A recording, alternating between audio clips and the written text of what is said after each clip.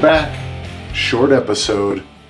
Just got a couple topics I need you guys' opinion on because you guys are going to either make it so I have won an argument or I have lost an argument. Okay? So, I'm just going to get right into it. First things first. What is the biggest advantage in Jiu-Jitsu? You're asking, what do I mean? Well, allow me to digest. Weight. Is that the biggest advantage you can have in Jiu-Jitsu? Okay. How about height? Cardio. Flexibility. I got a little list over here. Flexibility. Or everyone's favorite, strength. Now, this is a highly debated topic in my household and in my gym. I think flexibility is actually the biggest advantage out of all these things. Allow me to retort.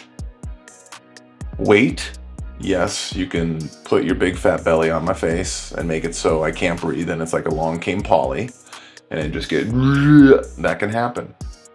But typically you're gonna gas out pretty quick. And big boys, those high calorie athletes, they tap a little bit faster. They just got a little bit too much stuff around their arteries. They don't got mobility, so their shoulders barely move. So I think the negatives outweigh, no pun intended, the positives. Shout out to Baggio and Dakota. How about height? Okay, you lanky son of a gun, go play basketball. Yes, you can triangle anybody. You can darce people or you can take their back when you're being darced. Had it happen. Annoying, yes, but easier to get underneath. They got a couple wickets that you can just get underneath their hips. Sometimes their arms are a little too long. Catch them slipping. Okay. Cardio. Now, this one was hard. I was thinking maybe picking cardio, but I found that people with really good cardio almost always rely on it, which then means they put themselves in bad positions because they're not just holding and then cooking people and then working their way to a better position. They just fly around like crazy, which often means they get caught in submissions or they get swept because they're out of position, because they're relying on just making someone else tired with movement rather than making them tired with pressure. I think you want to have a balance. Okay. Flexibility. Similar to cardio, sometimes people rely on the flexibility too much and they'll allow themselves to be put in bad positions because they will rely on flexibility to come out of a bad position in an advantageous position. But the thing is, you just got smushed for half the round because you let your foot get put in your eyeball.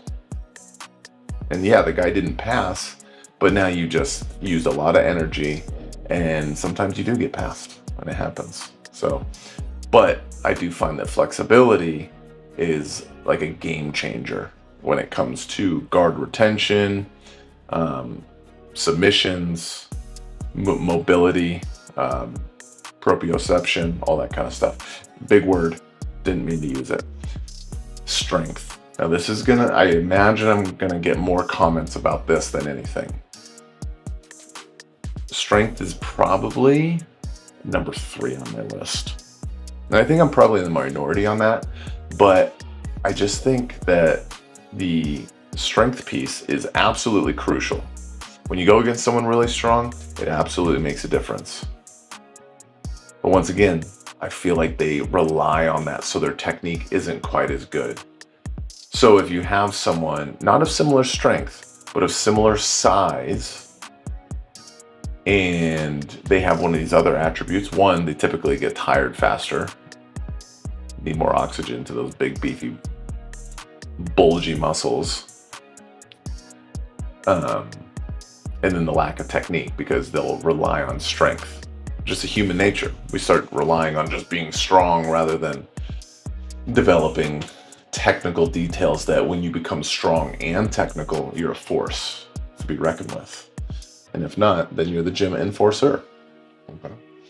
So let me know. I need to know this. I need participation. I need DMs. I need the comments, because this is hotly debated in the sunny state of Arizona right now.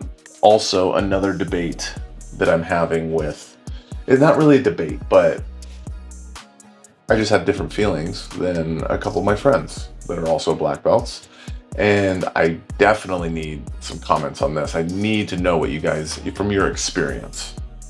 So, should new practitioners, white belts, freshies, noobs, fresh fish, should they be allowed to spar? Should they be sparring their first day? Should they wait a couple weeks? Should they wait 5 weeks? Should they wait 8 weeks? Should they wait till they get a couple stripes or one stripe, which would be typically maybe like a 3 or 4 month period? What do you guys think? Me, I think you have to put them in sparring right away. Yes, I do. And I'll just explain my side, and then I have friends that are on the other side. So for me, I think new people, one, they need to know that Jiu-Jitsu works. You can go to karate, you can go to taekwondo, you can go to freaking Krav Maga, some sort of self-defense program. And the big thing is they rarely practice at full speed, with full effort, which is what you deal with in a self-defense situation. I'm more of a sport jiu-jitsu guy. I don't really think about the self-defense side too much, but I think if you have a good sport jiu-jitsu practitioner, they're gonna do just fine in a self-defense situation. That's just my personal opinion. So if you have a self-defense situation and you're doing whatever to practice, whatever martial art, and you never pressure test it with actual tension and effort, it's going to be shocking when someone that's a crackhead or a person wants to physically harm you and they see red. It's going to be alarming for you when you try to do an Adam's apple rip and a tiger claw to the face and it doesn't do shit, So I think they need to know that jiu-jitsu works. They also need to know that, now, I feel like belts are just belts. They have symbolism. They can mean something. I was very valued. Every time I got a belt, it was very valuable to me. But the mats don't lie. The mats do not lie. With that, I think it's good that new people can feel that the belts kind of mean something from a practitioner standpoint. If you're at a gym that is, in my opinion, staying true to the art and not just giving belts away, then a purple belt should, when you're new, should feel like an absolute animal and you can't do anything. And then a brown belt, very similar, and a black belt, you kind of feel like there's just nothing you could do to them. Joe Rogan has a funny part in one of his podcasts where he talks about, if you fight a pro boxer, you have a chance to get a lucky strike and just clip them. It can happen. Just closed eyes, full chocolate out. It can happen. Likelihood low, but the possibility is there. The possibility of catching a black belt in a submission when you don't know anything, the percentage is so tiny. And I would even go, in my opinion, that should be the same with a purple belt. A new person of similar size, I'm not saying the same, but I'm taking away the 300-pound strongman competitor that goes against the 155-pound purple belt, okay? Similar size, zero experience, purple belt. If they are a legit purple belt, this guy should feel like he can't do anything. And he shouldn't be able to do anything for the most part, as in to finishing the fight or match. That's my standard, at least. And again, I'm a little more strict.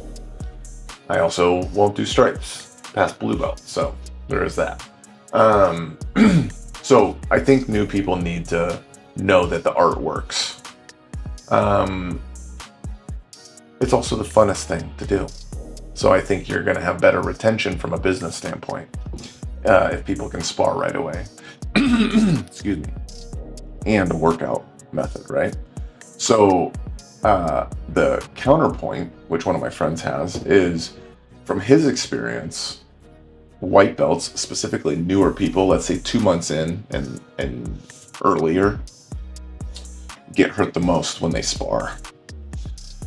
And that's why he doesn't like people sparring 2 months in and earlier. Me personally, this is anecdotal. I think his experience is anecdotal, but mine as well, is those white belts don't get hurt the most, from my experience. I find purple belts and blue belts get hurt the most. I take brown belts out because they're already hurt for the most part. But like blue belts and purple belts, I find that they do. Because they know some jiu-jitsu, or a purple belt, you're finally kind of advanced. You know a decent amount. But you know enough to also hurt yourself. If that makes sense. So I think, from my experience, I see them because they can get into harder rounds with the upper belts. And there's a little bit of ego.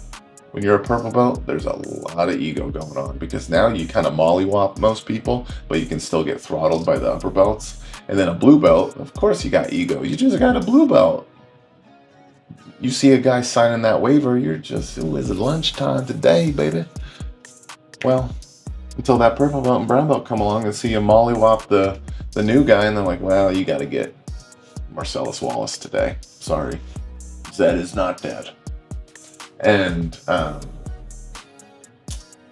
so that's from my experience. But from his experience, those noobs get hurt the most. So my question is that what you've had in your experience? Do you find that the really new people get hurt the most? If you didn't spar for the first month or two, do you wish that you were sparring? Or are you happy that you didn't? Or if you were sparring right away, do you wish that you got held back from sparring? This is a very important subject. It's going to make it so I don't have to pay for someone's dinner, most likely. So please, let me know. With that, I also need to bring some light to a little sitch that happened on Twitter. So we have this Gable Stevenson. He is maybe one of the greatest American wrestlers of all time. Big heavyweight. He won the Olympic gold in wrestling, and then he went to WWE. He left his collegiate career where he was a national champion.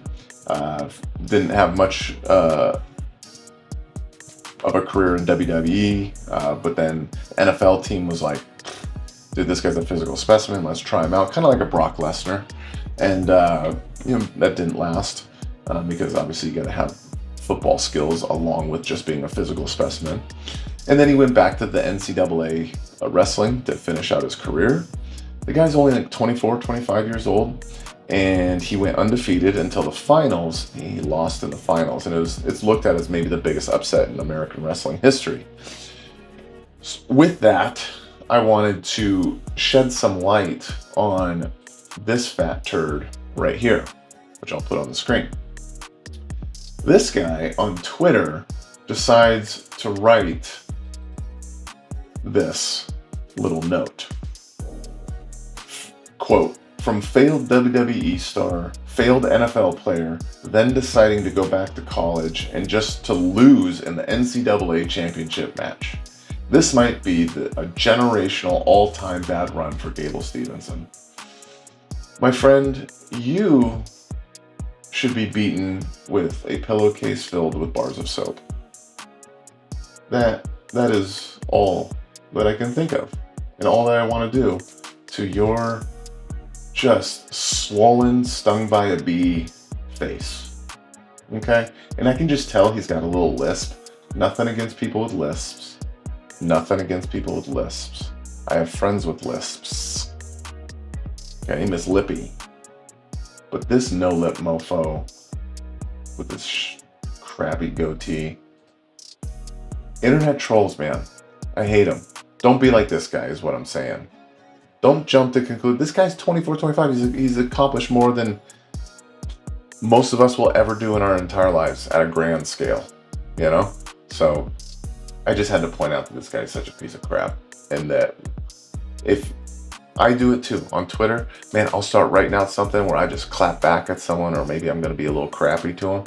And then I'm like, what am I doing? Just delete the message and move on. That's all I'm saying. So that's life lessons with Bill today. And if you guys got any questions for Dr. Chris, Dr. Carey, for me, for Jiu-Jitsu, whatever, let me know. Short episode. See you on the next one.